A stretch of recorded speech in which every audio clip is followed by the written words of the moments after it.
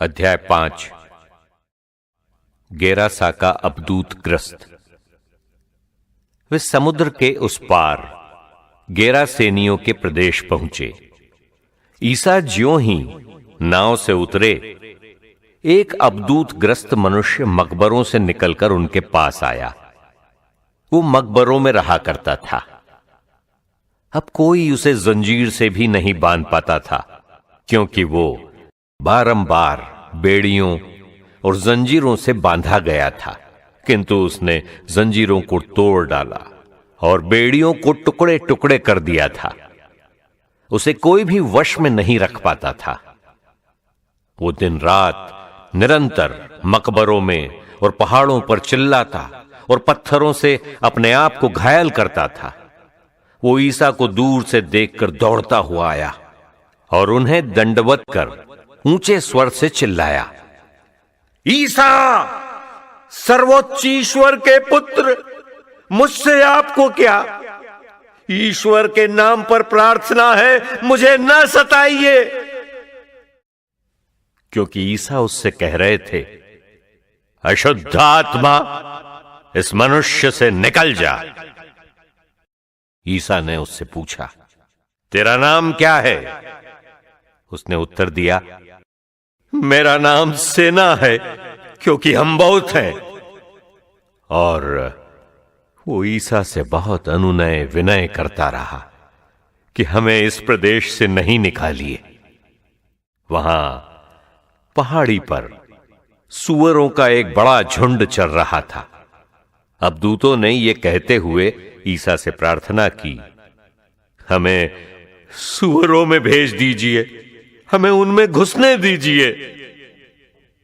ईसा ने अनुमति दे दी। तब अबदूत उस मनुष्य से निकलकर सूअरों में जा घुसे और लगभग 2000 का वो झुंड तेजी से ढाल पर से समुद्र में कूद पड़ा और उसमें डूबकर मर गया। सूअर चराने वाले भाग गए। उन्होंने नगर और बस्तियों में इसकी खबर फैला दी। लोग ये सब देखने निकले। वे ईसा के पास आए और ये देखकर भयभीत हो गए कि वो अबदूतग्रस्त, जिसमें पहले अबदूतों की सेना थी, कपड़े पहने शांत भाव से बैठा हुआ है।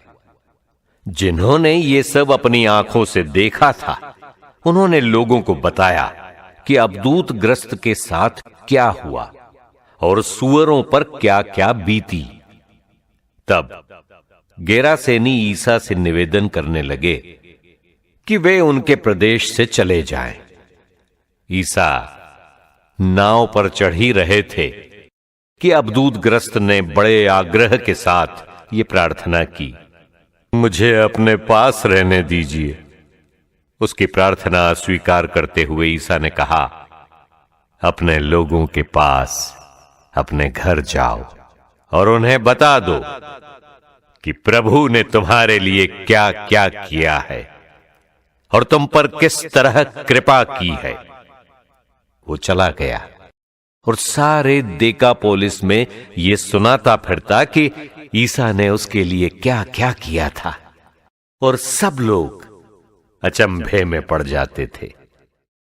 जैरूस की बेटी और रक्तस्राव पीड़िता। जब ईसा नाव से उस पार पहुंचे तो समुद्र के तट पर उनके पास एक विशाल जनसमूह एकत्र हो गया। उस समय सभागृह का जैरूस नामक एक अधिकारी आया।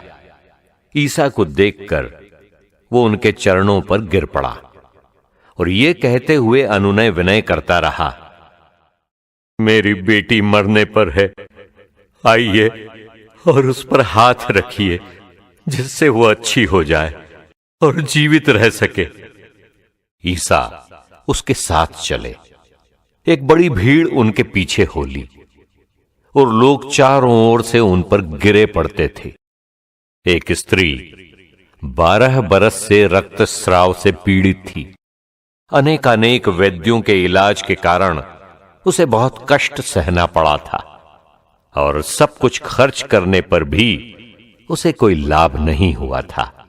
बल्कि वो और भी बीमार हो गई थी। उसने ईसा के विषय में सुना था और भीड़ में पीछे से आकर उनका कपड़ा छू लिया, क्योंकि वो मन ही मन कहती थी, यदि मैं उनका कपड़ा भर छूने पाऊं तो अच्छी हो जाऊंगी। उसका रक्तस्राव उसी क्षण सूख गया और उसने अपने शरीर में अनुभव किया कि मेरा रोग दूर हो गया है।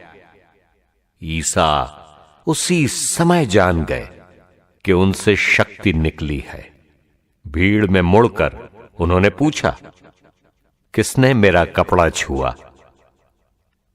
उनके शिष्यों ने उनसे कहा, आप देखते ही हैं कि भीड़ आप पर गिरी पड़ती है, तब भी आप पूछते हैं किसने मेरा स्पर्श किया?